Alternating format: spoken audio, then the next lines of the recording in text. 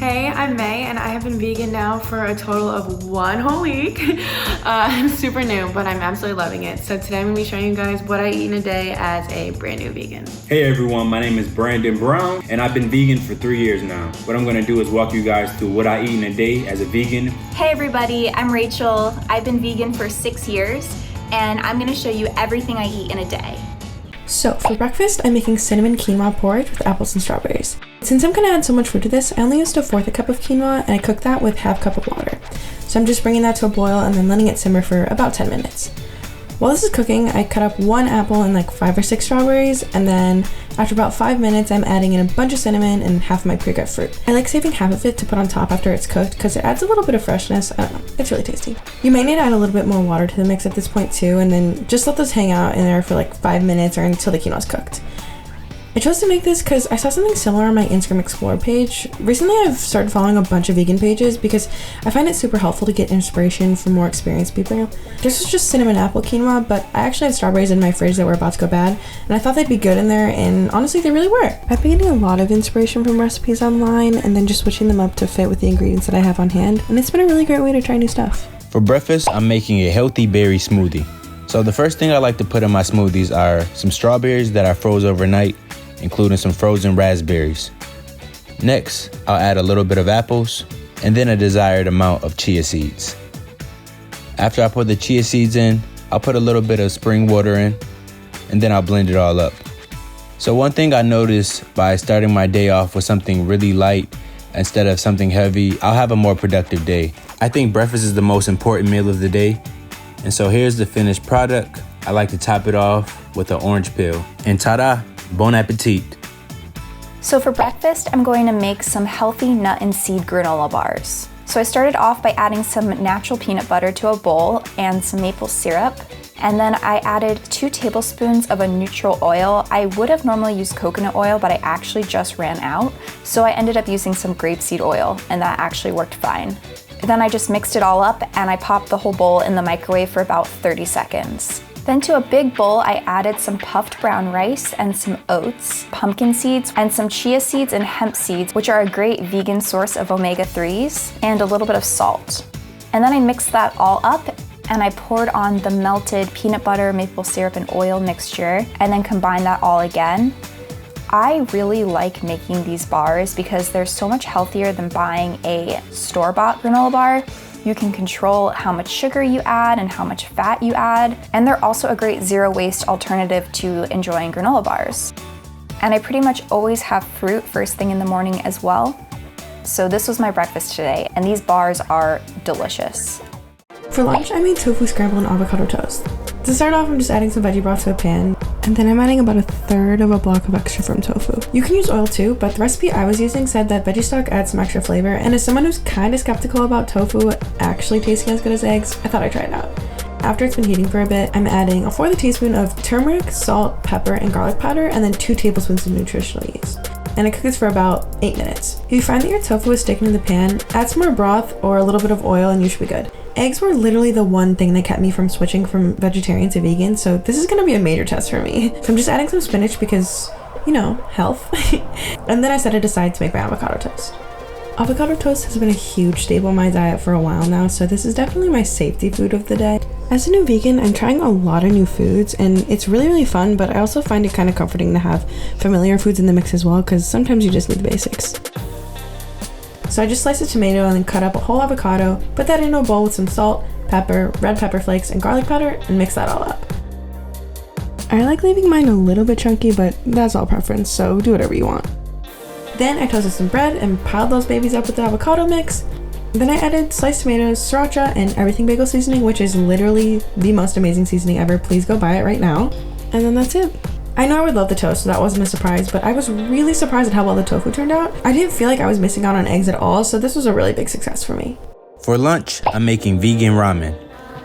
So the first thing I do is cut up some bell peppers, some mushrooms, some kale, and some onions, and then I stir fry that. Then I'll have my ramen boiling in another pot. Some of the first spices I'll add are cumin, a little bit of ground pepper, a little bit of red pepper, a little bit of salt, and then I'll add a little bit of seasoning to the ramen and stir fry that up. Eating vegetables on a vegan diet is super important because you need to make sure you get all your vitamins and minerals. And so I try to incorporate some vegetables into my daily diet at least once a day. After that, I'll mix them all together and there you go. Voila, vegan ramen. For lunch, I made my version of a Caesar salad with some crispy chickpeas. So first I started off with some kale that I tore into bite-sized pieces, and then I added a little bit of oil and salt. And I just like to massage the kale really well first with my hands. And this helps break it down so it's not so tough and hard to chew, and it helps you digest it a little bit more easily. I think a lot of people skip this step, but I really recommend you try it because it makes the kale way less tough and just a lot more enjoyable to eat. Then to a baking sheet, I added some chickpeas and a little bit of chili powder, garlic powder, salt, and olive oil, but you can use whatever seasonings you like. As a rule of thumb, I always try to have one source of protein in each meal, and I'm not always perfect about that, but when you're vegan, I think it's important to help you feel satiated and full. So for the dressing, I kind of just eyeballed the amounts. So I added in some tahini, and then I squeezed in 1 whole lemon and added in some Dijon mustard, which gives it a really great flavor. And then I stirred it up. And you might need some water to help thin it out, and you can just add that in until you reach your desired consistency. And then I almost forgot, but of course you need to add garlic powder, which is just going to enhance the flavor that much more. I try to eat greens every single day, so whether that's kale or adding arugula to my wraps, greens are a really important source of iron and calcium and lots of other vitamins and minerals that you need when you're vegan. And then the salad wouldn't be complete without some nutritional yeast, which is high in B12 and adds a great cheesy flavor, and some hemp seeds. This salad was absolutely delicious, and the kale actually holds up really well in the refrigerator, so it's also great for leftovers. For dinner, I'm making a kelp noodle stir fry with peanut sauce. This is definitely the most experimental thing that I'm making today, mostly because of the noodles. I've tried to make cup noodles before and they honestly turned out pretty weird, but I'm determined to nail it this time because they're a super healthy low-calorie pasta substitute, and honestly it'd be really awesome to master them. The key to cup noodles is to prep them right. So by rinsing and soaking them in water with lemon and a bunch of salt, they'll soften up and lose this weird kind of crunchy texture that they have straight out of the package. The lemon and salt is the most important thing. Last time I made these, I skipped that, and I think that's why they turned out weird. You're gonna wanna let them soak for at least half an hour. While those are soaking, I'm making this amazing and super easy peanut sauce. I'm adding 1/4 cup of soy sauce, unsweetened almond milk, and peanut butter into a bowl and mixing those up. Then I'm just gonna add in some lime juice, about a tablespoon of agave, and sriracha to taste, and that's it. I'm blanching some broccoli first because it cooks slower than the other veggies that I'm using, so it needs to get a little head start. And after that, ready to start cooking. I'm starting off with about a tablespoon of oil and then adding in 5 cloves of garlic, letting that cook a little, and then adding half an onion. You're gonna wanna let this cook for a few minutes before adding any of your other veggies because nobody wants raw garlic and onions in their noodles. After those have had a chance to start cooking, I'm adding 8 ounces of sliced mushrooms, and I cook those for about 3 minutes before adding in 1 sliced up bell pepper, and then let those cook for about 5 minutes. If you notice anything sticking to the pan, go ahead and add some oil, veggie broth, or water to deglaze it. This type of recipe is something that I would have never tried before coming vegan. I was honestly pretty lazy with cooking before this, but all these different food substitutes and new ways of cooking have made it really exciting to start making new stuff. I was vegetarian for a little over a year, but I transitioned into veganism pretty slowly. I stopped eating dairy about 6 months ago, mostly for health reasons. I noticed that when I stopped eating dairy, my skin started to clear up like almost immediately, and I just felt generally better all around. But the reason I really wanted to go full vegan was for the environmental benefit. I guess eventually I just realized that there are so many other options for protein and so many options even just for egg substitutes and stuff like that, that it wasn't really worth the environmental impact that I know comes from the dairy and eggs industry. This was definitely the most complex thing that I made all day, but it was so worth it. Like seriously, 10 out of 10 would recommend. Please go make this immediately. For dinner, I'm making one of my favorite meals of all time, barbecue oyster mushrooms. This is one of my favorite dishes because it reminds me of actual barbecue. So I'm gonna start off by grabbing some large amounts of oyster mushrooms and clean them off really well. They carry a lot of water, so you wanna make sure you squeeze them out.